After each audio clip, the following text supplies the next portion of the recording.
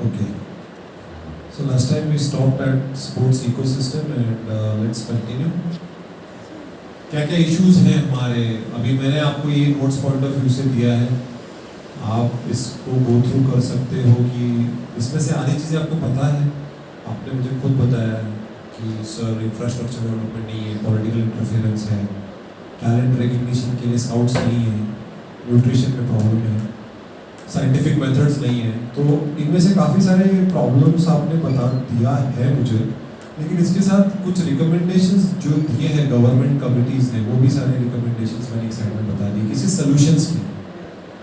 Alright, ताकि आप एक जैसे फॉर एग्जांपल अगर ओवरऑल बात करें तो lack of sports culture in India, तो उसको आप क्या कर सकते हो? अगर स्पोर्ट्स कल्चर को इम्प्रूव करने के लिए nationwide campaign to raise awareness on sports.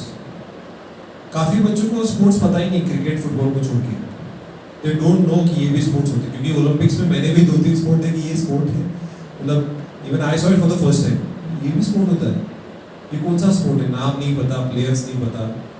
It's a very sport which is played by very few countries. तो हाँ, एटलीस्ट इंडिया नहीं खेलता तो हमें नहीं पता।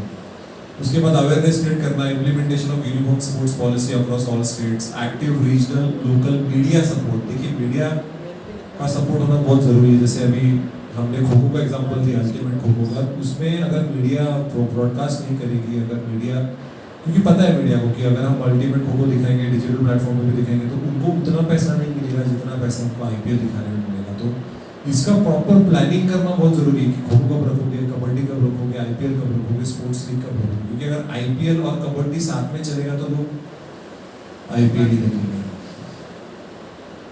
क्योंकि वो they will not watch kabaddi because anyways dream 11 पे या माई सर्कल 11 पे आप टीम भी नहीं बना सकते खो खो कबड्डी खो खो के लिए। तो वो ऐसे टाइम ड्यूरेशन में वो सारे प्लान आउट करने चाहिए जहाँ पे कॉन्फ्लिक्ट ना हो, तभी जाके लोग उसको देखेंगे। तो ये सिर्फ मैंने एग्जांपल दिया आपको। उसके अलावा स्पोर्ट गवर्नेंस में फंडिंग कम है, ट्रांसपेरेंसी कम है। हमें नहीं पता था कि lot of sport government authority जो ऑटोनोमस है फंक्शन कैसे करती है नहीं पता है। उसके बाद limited commercial focus, lack of coordination among different authorities. और इसमें भी अगर आप देखेंगे तो इसमें आप क्या कर सकते हैं, इंडस्ट्री स्टेटस, उसके बाद strict implementation of sports bill 2013, वो मैं बताऊंगा आपको स्पोर्ट्स बिल 2013 क्या है। उसके बाद incorporation of community legal engagement team. तो ये ऐसे अलग अलग मैंने आपको एक पूरी लिस्ट ही बता दी है जहाँ पे सरकार ने रिकमेंडेशन दिए हैं, प्राइवेट ऑर्गेनाइजेशन ने रिकमेंडेशन दिए हैं कि आप कैसे इम्प्रूव कर सकते हैं। तो it's a huge thing like talent scouting, training of players and trainers, sports infrastructure, sports equipments में क्या क्या लैक ऑफ टेक्नोलॉजी है, जैसे हमने आप लोगों ने मुझे बताया, तो उसको हम इम्प्रूव कैसे कर सकते हैं। उसके बाद लीग्स और टूर्नामेंट को कैसे इम्प्रूव करेंगे, performance incentives of sports persons, direct taxation की क्लैरिटी होनी बहुत ज़रूरी है। क्योंकि अभी जैसे अगर मैं आईपीएल की बात कर रहा हूँ तो बहुत सारे फॉरेन के प्लेयर्स करोड़ों पैसे लेके जाते हैं इंडिया में से, but they at the same time they also have to pay taxes to Indian government because हम उनको पैसे दे रहे हैं, they are using our infrastructure, हमारा although they are playing. It's just like if you go abroad, अगर आप abroad जाके आपको पैसे मिल रहे हैं तो आपको सरकार को टैक्स पे करना पड़ता है, सिंपल सी बात है। क्योंकि we are providing infrastructure to perform. तो अगर इंफ्रास्ट्रक्चर होता ही नहीं तो आपको इतना खेलने को मिलता नहीं। सो इसीलिए सभी को आईपीएल खेलना है, क्यों? क्योंकि इतना पैसा किसी भी दूसरे लीग में नहीं है। तो उनको टैक्सेशन की क्लैरिटी बहुत होना जरूरी है, वरना आप डू यू लाइक, मैं थोड़ा सा ऑफ ट्रैक जाऊंगा, जीएसटी के बारे में आपको पता होगा, goods and service tax which is an indirect tax, basic direct tax नहीं होता। क्यों लाया गया, किसी को पता है क्या जीएसटी? अगर हम कुछ गवर्नमेंट सर्विस यूज़ करें, सर्विस या प्रोडक्ट, तो उसके लिए कुछ पे करना है फॉर मेंटेनेंस एंड ऑल। हाँ, मतलब सर्विस टैक्स, एंटरटेनमेंट टैक्स, ये सारे टैक्सेस को अभी हमने एक ही टैक्स बना दिया, जीएसटी। तो पहले भी टैक्सेस थे, service tax was already there, entertainment tax was already there, फिर अलग से और एक टैक्स क्यों चाहिए? मतलब obviously GST has removed all those taxes और एक ही टैक्स बना दिया जीएसटी ऐसे, पर क्यों?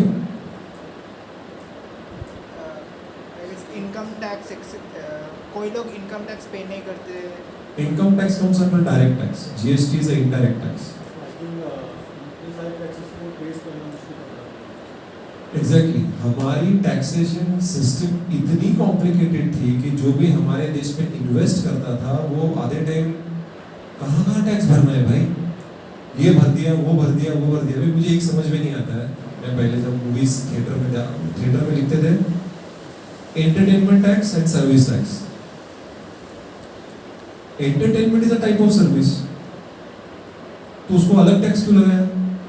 उसके बाद cess, education cess, green cess, coal cess, cess मतलब टैक्स के ऊपर टैक्स। समझ भी नहीं आ रहा था मुझे कि यार ये डबल क्या कौन से टैक्सेस पे कर रहा हूँ।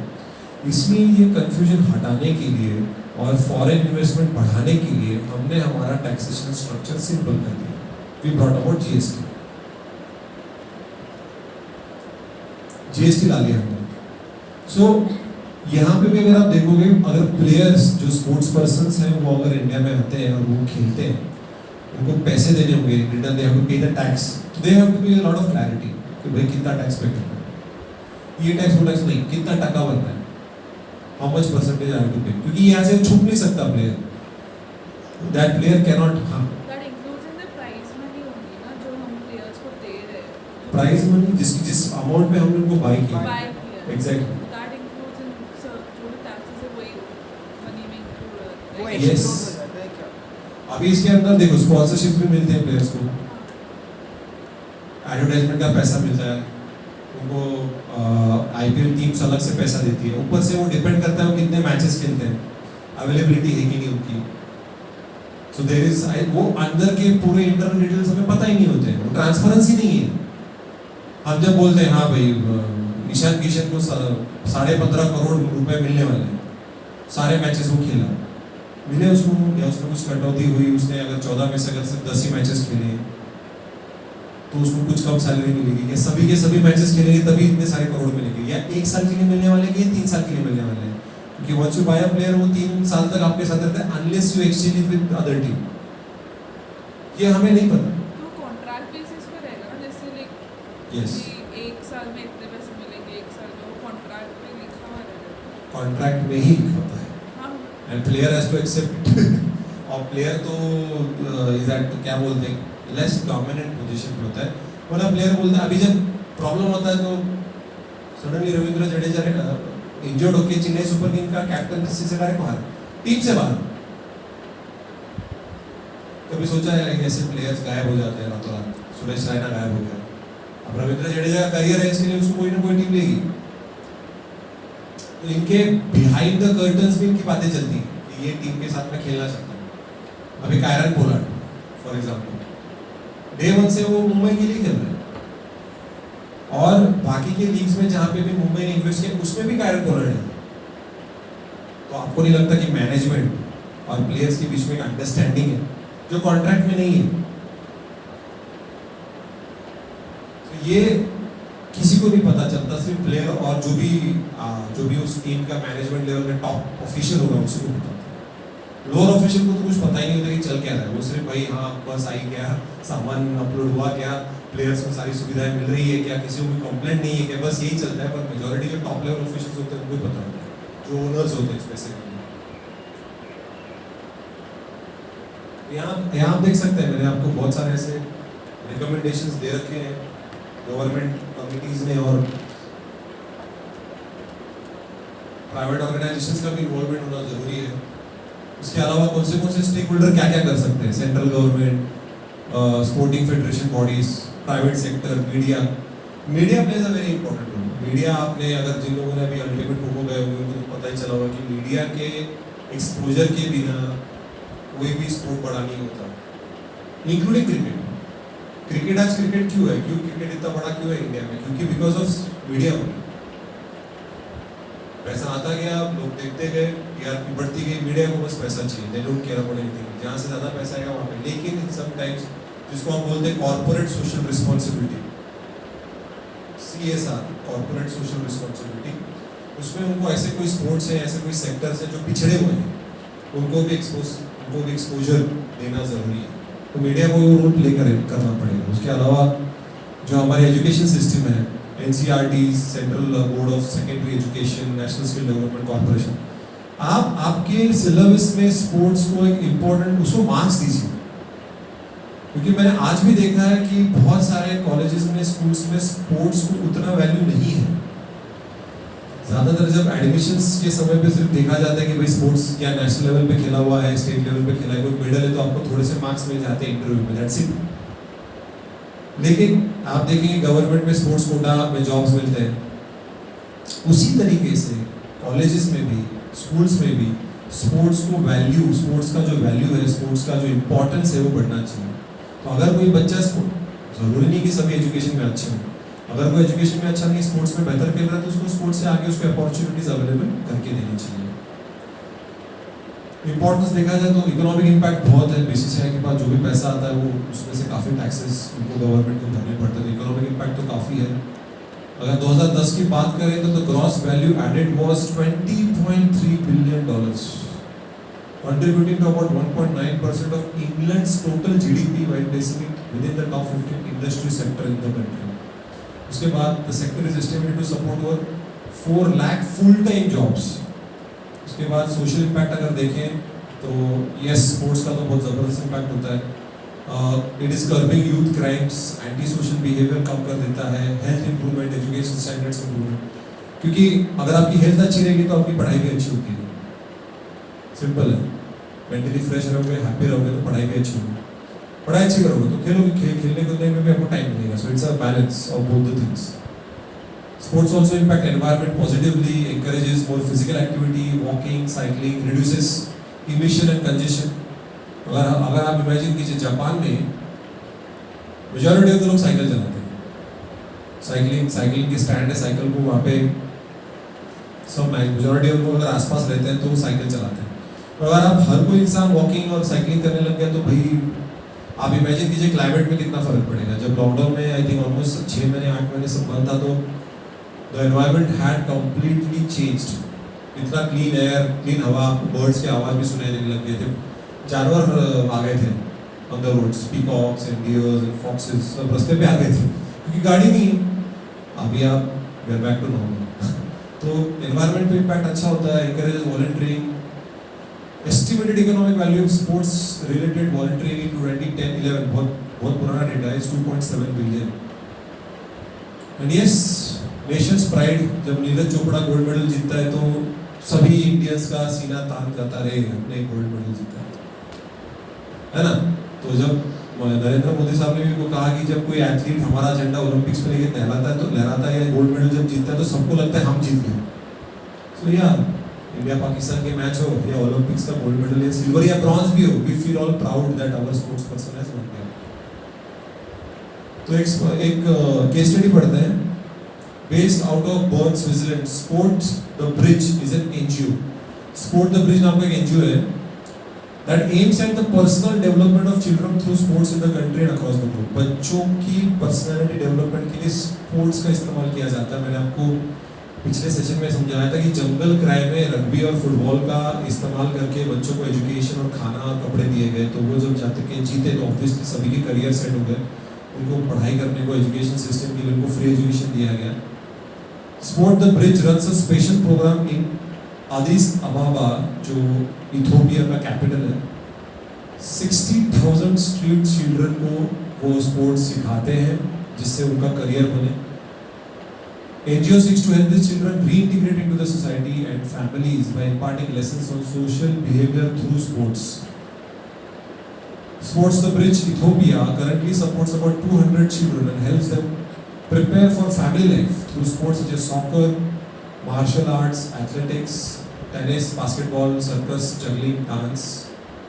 The initiative was nominated for the Beyond Sport Award in the category of Best Project for Social Inclusion in 2009 and is a part of the FIFA Football for Home movement since 2010. तो ये NGO है Switzerland का, Ethiopia में भी इसकी branch है, जहाँ पे काफ़ी सारे बच्चों को ये इन्वॉल्व करते हैं, स्पोर्ट्स के थ्रू ये सोशल बिहेवियर सिखाते हैं।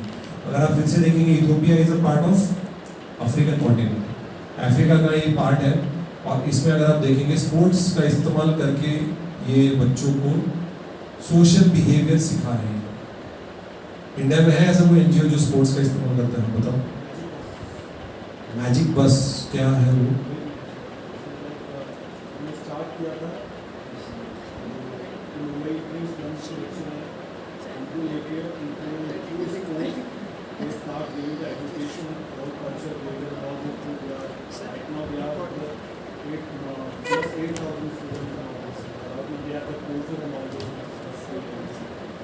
नहीं भेजे। मैजिक बस Mumbai,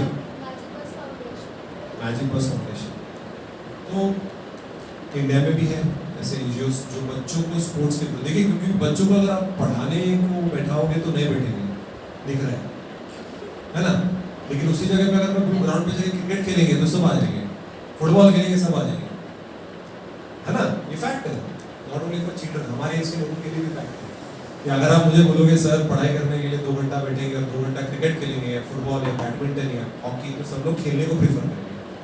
So that's why sports is a very good means to bring about social behavioral changes in children. क्योंकि बच्चों को ब्रोकन होम्स को बिलोंग करते हैं, स्लम्स में बिलोंग करते हैं, they are more attracted to crimes rather than actual job profile कि भाई आपकी करियर कैसा होना चाहिए, एजुकेशन कितना इंपॉर्टेंट है, ये स्पोर्ट्स थ्रू अगर आप उनको समझाओगे तो बेहतर रहेगा। सो मैजिक बस फाउंडेशन मुंबई जो काफ़ी स्लम्स, स्पेसिफिकली धारावी स्लम से काफ़ी बच्चों को स्पोर्ट्स के थ्रू सोशल बिहेवियर सिखाते हैं, एजुकेशन का इंपॉर्टेंस भी बताते हैं। अभी वो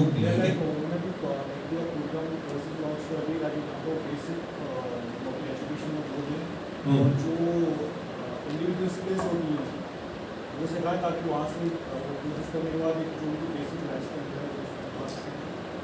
हाँ, मतलब अगर आप कोई स्पोर्ट अच्छा खेलते हो, अगर आप स्टेट लेवल नेशनल लेवल पे रिप्रेजेंट करते हो इंडिया को या अपने स्टेट को रिप्रेजेंट करते हो इंडिया लेवल पे, you can be a coach, आप कोच बन सकते हो।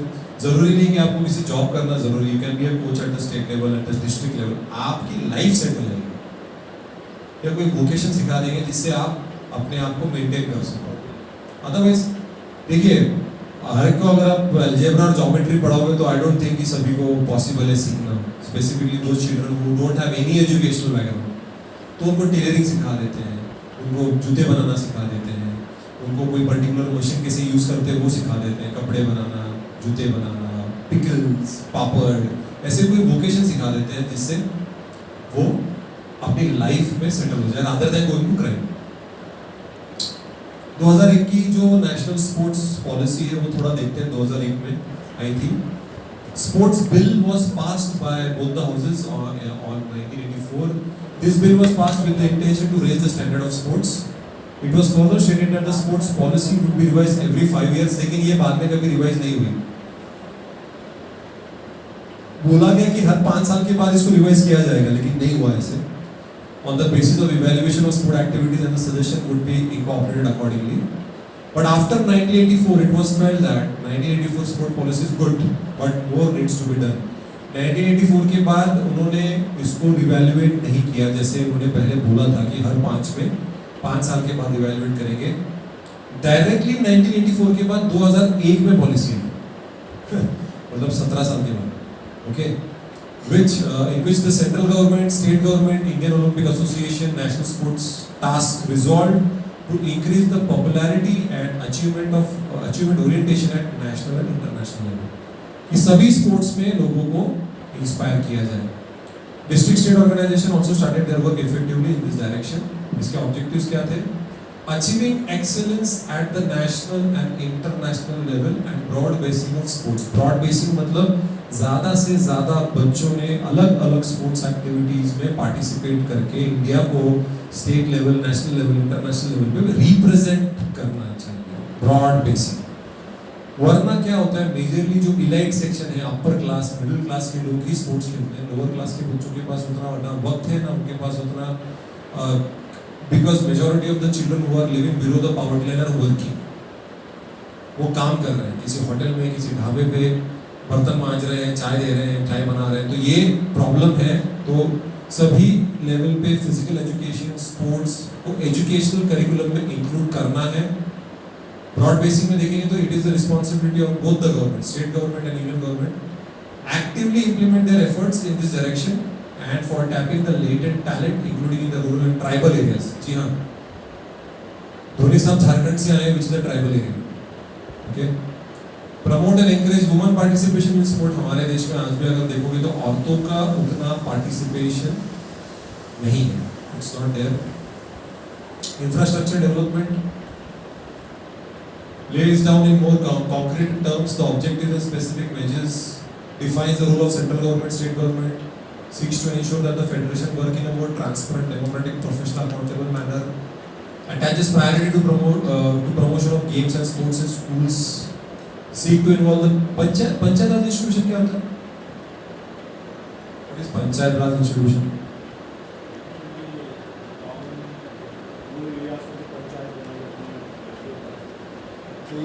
तीन से चार या पांच गाँव को मिलाकर एक ऑर्गेनाइजेशन है जिसको पंचायत। सरपंच, आपको पता है पंचायत राज इंस्टीट्यूशन ये कॉन्स्टिट्यूशन बॉडी है क्या? इज दिस ये लोग बनाते हैं, कॉन्स्टिट्यूशन बॉडी है। पंचायत राज इंस्टीट्यूशन में 3 टायर होते हैं, डिस्ट्रिक्ट लेवल पे जिला परिषद, उसके बाद आपने जो बोला टाउन लेवल पे या 3-4 विलेज देखिए ब्लॉक पंचायत बोलते हैं उसको, ब्लॉक या तालुका पंचायत, और सबसे एंड में इट इज पंचायत या उसको ग्राम सभा भी बोलते हैं। Gram sabha basically includes all those people who are eligible for voting and they are domiciled in that particular village. इनमें से ही सरपंच इलेक्ट होता है। सरपंच और उसके साथ डेप्यूटी सरपंच और 4-5 लोगों को इलेक्ट कर सकते हैं, they can be the governing body specifically of that particular village. तो पंचायत राज इंस्टीट्यूशंस का भी इन्वॉल्वमेंट करना है। मोबिलाइज मास मीडिया का हेल्प लो। Sir sports disciplines based on proven potential, prioritize seeks to prepare the annual calendar well in advance। की भाई मैंने आपको ये बोला एडवांस में ही आप आपके स्पोर्टिंग इवेंट्स का कैलेंडर बना के रखिए कि कब आप कौन सा इवेंट रखना चाहते हो, वरना क्या होगा क्लैशेस होंगे। 2-3 इवेंट अगर एक साथ आ गए तो लोग तो क्रिकेट को ही प्रेफरेंस देंगे। So there has to be a proper planning for the sports events. Lays greater emphasis on scientific support to sports person। जी हाँ, साइंटिफिक सपोर्ट के बारे में हमने बात की। इंटरनेशनल क्वालिटी स्पोर्ट्स इक्विपमेंट लोगों को देना जरूरी है। Greater emphasis on training and development. National sports development fund को सेटअप करो ताकि अलग अलग स्पोर्ट्स एक्टिविटीज को फंडिंग की जा सके through this fund, national sports development fund. फिर 2007 की पॉलिसी, इसमें देखेंगे विजन क्या था, to make India a vibrant leading edge sporting nation in the world। ठीक है, creating an enabling policy environment that encourages and assures mass participation in sports and physical education, personality development, recreation, achieving excellence in sports, increasing the number of sports person, athletes,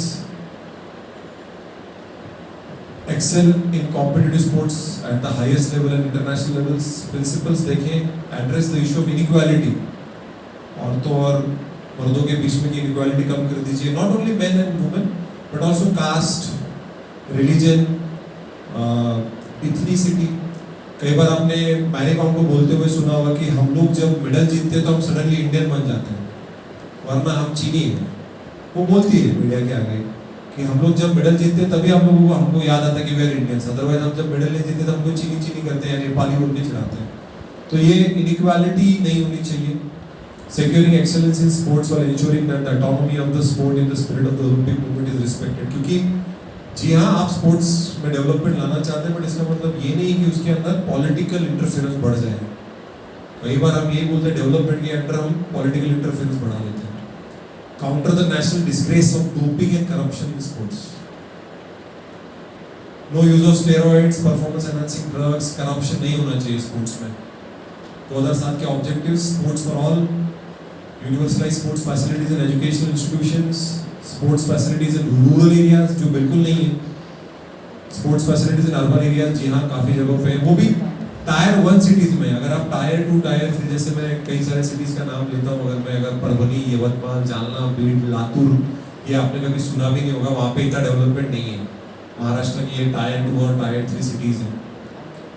mass participation में fostering sports club culture, promoting sports competitions, youth development and sports, advocacy of benefits of sports, health, wellbeing, education, leadership, team work, building inclusive communities, promotion of indigenous sports, जी हाँ kabaddi, kho kho, hockey, promotion of sport among young girls and women, sports for person with disability. जी हाँ, ये हमेशा एक neglected area रहा है। Sports persons with disabilities या पैरा ओलंपिक्स जो हम बोलते हैं, जो लोगों में कुछ इश्यूज फिजिकल डिसेबिलिटी या फिजिकली चैलेंज लोग जो होते हैं, उनमें ये बहुत उनके स्पोर्ट्स में ज़्यादा, यहाँ पे नॉर्मल लोगों के स्पोर्ट्स पे ध्यान नहीं दिया जा रहा है, तो you can imagine physically challenge लोगों का क्या होता होगा। उसके बाद sports and physical exercise for senior citizens. आपने देखा होगा मोदी साहब जब से सेकेंड टाइम जब से वो प्राइम मिनिस्टर बने हैं, he has emphasised on yoga, he has emphasised on certain sporting events, fit India, मैं फिट, क्या कुछ आया था ना हैशटैग, हम फिट मैं फिट तो इंडिया फिट, हम फिट तो इंडिया फिट। हाँ हम फिट तो इंडिया फिट हैशटैग आया था बीच में। तो ये ऐसे अलग अलग गवर्नमेंट क्यों कर रहा है? Because it's a part of the sports policy, ताकि लोगों में, सीनियर सिटीजन्स में, डिसेबल्ड लोगों में, बच्चों में, औरतों में, लड़कियों में एक अवेयरनेस जागरूक हो। National sports development code of India 2011 हम नेक्स्ट टाइम करेंगे। स्टॉप। बहुत बड़ा कोड है, उसको अलग से पढ़ाना।